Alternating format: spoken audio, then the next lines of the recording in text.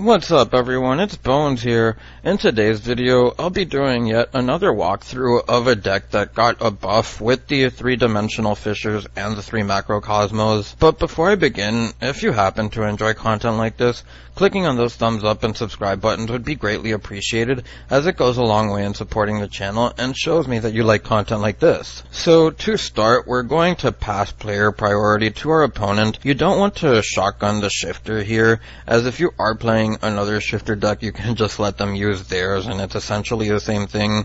So we'll then special summon the Fenrir on our main phase 1, search another copy of Fenrir, and now we can use the weather forecast to place a canvas on field, and we're going to get the one that searches other weather painters, and we'll normal summon the thunder, and the thunder is going to then use the effect given to it by the canvas here, which will allow us to banish it and then get a search for another weather painter monster, and we're going to add snow. And the field spell will allow us to get an extra normal summon here for our snow, and this will allow us to place another weather canvas onto our board. What you get here depends on the situation, but I do feel that getting the thundery canvas is probably the safest way to go, if you're blind going first. We'll keep our dimensional fissure in hand, as shifter's already live and things will continue to be banished, and then we're going to see the opponent get a second thunder to their hand, which isn't necessarily a bad thing, as we get back our own thunder. And now what we're going to do is special summon the Fenrir and normal summon the canvas, and instead of activating any effects or anything like that, if you're going second with the deck and you happen to be against another Fenrir or something along those lines, then what you can do is go to the battle phase, attack over one of the weather painters. Here in this case, we're going to attack over the thunder, because the thunder on the other side can get over snow, even though the 2 weather spell and traps are there. But besides the point, what I want to show here is that you can actually cause the Fenrir that's sitting in defense position here to miss timing, because it is a when effect, and the attack process will force it to not be the last thing that would happen. So what you're going to see here is the activation of Thunder. Thunder will get us a copy of another field spell here, and then Fenrir will be able to banish the other Fenrir, and Snow can just dodge the attack by banishing itself to return the Fenrir to hand with the thundery canvas, which is why it's a safe option to get it, because while it is slow removal, it still is removal. And from here, we're going to attack with the opponent's thunder, and now we can activate their copy of the field spell.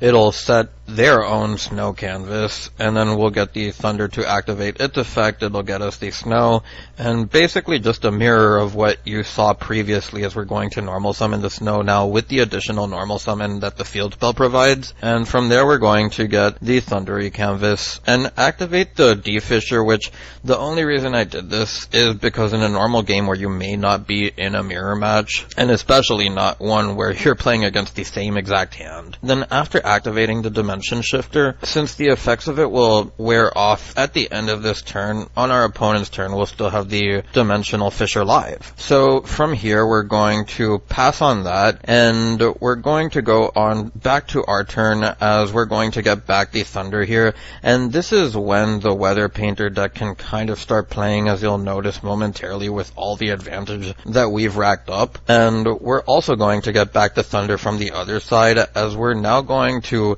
activate the second copy of the field spell in order to get us another canvas, and this time we'll get the rainy canvas, which will allow us to target a spell and trap our opponent controls and return it to the hand.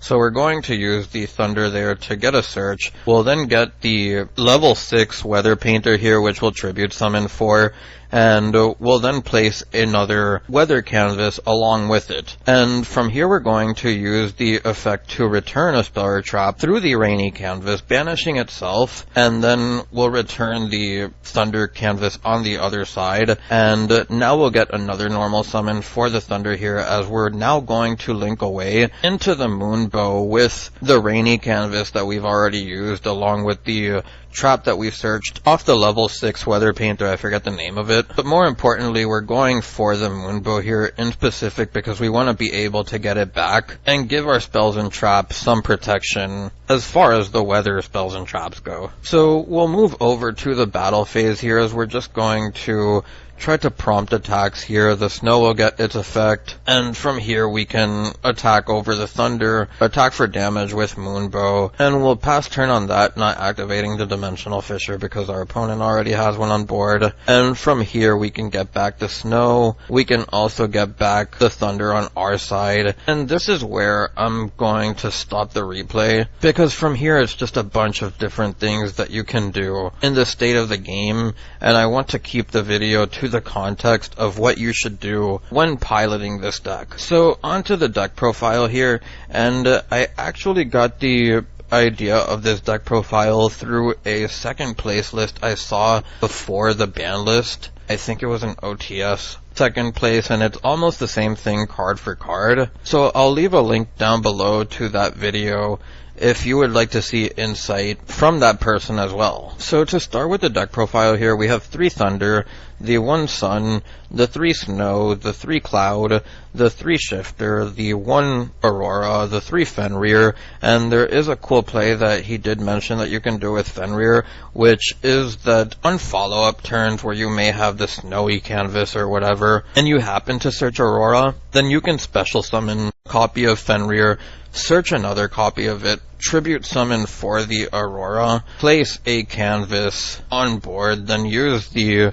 effect of the snowy canvas or whatever to banish the Aurora in order to get a search, and then the second copy of Fenrir that you searched you can special summon back because you have nothing else on board, assuming that you didn't special summon back any weather monsters during the standby phase. Then we have the 3 Prosperities, the 3 Dimensional Fissures, the 1 Terraforming, the 3 Weather Forecast, the 3 Snowy Canvas, the 1 Cloudy Canvas, the 1 Sunny Canvas, the 1 Rainy Canvas, the 1 Thundery Canvas, the 3 Rivalry of Warlords, the 2 Macrocosmos, and the Rainbowy Canvas to round out the main deck. Onto the extra deck, we have the Underworld Goddess, Access Code, the Avermax, the 3 Moonbows, and the 3 Weather Painter Rainbows. Keep in mind, as you saw in the replay, the field spell allows you to use your canvas spells and traps to link climb into these things, making them easy to bring out. I do think that you should be mindful of how you use them, as it does take up some resources with the fact that you do have to link 3, and in most scenarios you will be using spell and traps to do so, which is another reason that I went for Moonbow in that specific replay to get back advantage. I feel like Rainbow is more of a clincher card and the safe play to go, even if it is a wild card, as it turns your weather painters into negations, while also being able to stop the special summon of an opponent's monster. Just like other weather painters, it also brings itself back after it banishes itself. After it gets banished to use a weather card effect. Those are just things that I would like to point out for your game clinching scenarios. Then we have the Nightmare Unicorn, the Nightmare Phoenix, which could also be Dagger for hire, because while the weather painters are all of the same types as their fairies, Fenrir is a psychic. Then we have the IP Masquerena for the Avermax play, the Fortune Tune, the Downward Magician, and the Zeus for the Zeus package to round out the extra deck. As for the options here, we have Break Sword, which the pop could come up, while also having more attack than Fortune Tune if you're in time or whatever. You can't afford to take the damage that Fortune Tune would give you by ramming into something bigger than it. So that is important to note. Then we do have the Gamma package. You do add bricks by playing this. It's not necessarily always going to be live. In theory, when you're able to just banish your stuff via the canvases and have an empty board, then Gamma definitely does have synergy there.